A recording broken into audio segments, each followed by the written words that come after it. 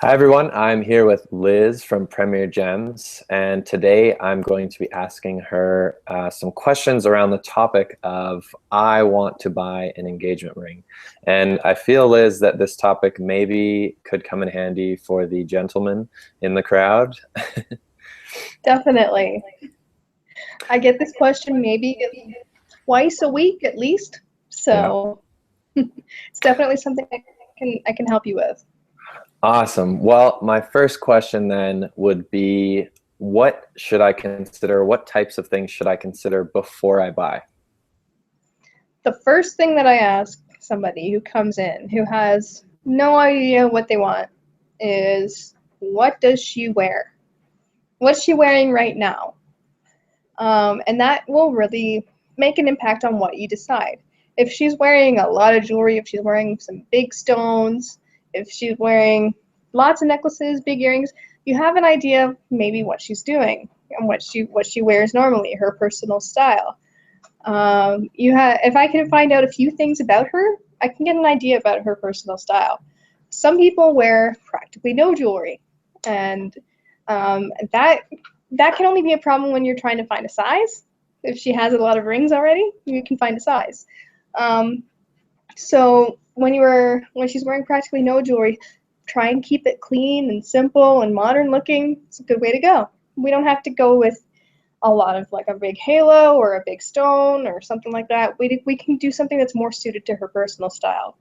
I've had somebody recently that goes, she really likes sunflowers or she really likes wolves. We can do something that's kind of themed that way.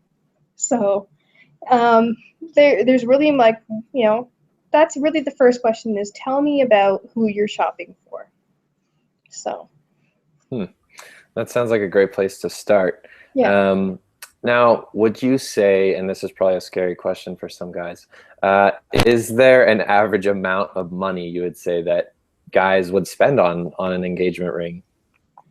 Um, there's going to be a lot of marketing out there that's going to tell you have to have that 1 carat, you have to have 3 months of your salary on her finger. You don't. Uh, so don't worry about that. It's really just a matter of finding out what you're comfortable with. So usually I start with about 6 to 800, and we go up from there. You might be working with silver and gemstones, but that might be who you are at the time, right? So, and if that's where you're starting from, then maybe you can move on from an upgrade over a certain anniversary or something like that. So, don't stretch yourself too far. Don't stress out too much about it. Just be who you are at the time, and if that is a $600 to $800 ring, that's a good way to go. So yeah. And so do some people do that? They'll actually sort of get an initial ring for what they can sort of afford or what their personality is at the time. And then, for an anniversary, they would potentially like upgrade it or change it. Is that, you've heard of that, eh? Yeah, a lot of what I do is upgrading, and so many of the stones that I have in stock are from upgrades. So I'll have some estate pieces that are from people who have put credit towards a new piece. They brought in their old ring, they got a new ring, we gave credit for their old ring, and we repolished the stone and put it back out into the market. So we have some reclaimed pieces, and that's basically how we get our stock. So it's pretty common, and it's an easy way to go. I think it suits a lot of people. And I mean, you were kind of talking about style and that it really is dependent on whoever you're buying for. But would you say there are sort of more common styles, or is there a most common style with the type of ring guys get? Um, that really depends on what's going on at the time. I can see if you have a marquee diamond, I can tell you got married in the 80s. If you have certain styles, I can tell when you got married. But really, it's more about your taste. You can love that stone for the next 100 years. Who knows?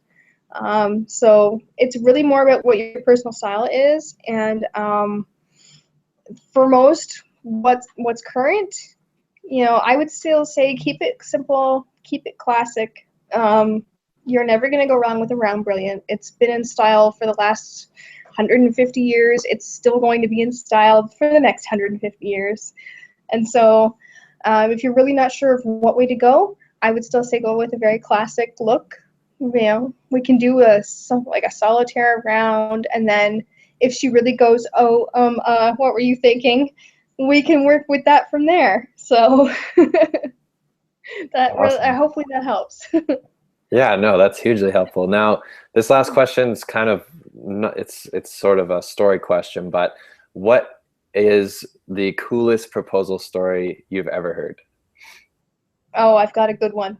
So there was this couple that, okay, the guy came in, and we have the Calgary Stampede going on here, and he has a friend who has the plate shooting. So they'll have like a little ceramic plate. It's a booth in this, and so they'll have a plate, and they'll have little pellet guns, and you just like shoot away at your plates and all that stuff. He actually got some custom plates made because he was friends with the guy who ran the kiosk. So he had, you know, blah, blah, I love you, will you marry me? And she got to shoot the plates, and then he presented the ring. And that was probably the coolest proposal I've had recently. That was within the last couple of years. That is so cool. Yeah. So we can I've even sat together with some clients, and we've come up with some pretty nice ideas too. So yeah. Yeah, I feel like that's another big one for guys is you know, how to do it. Well, Liz, before we go, where can we find you online?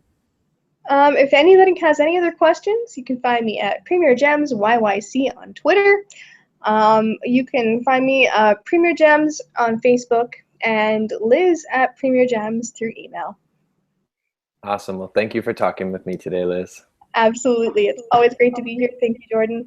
Okay, take care. Take care.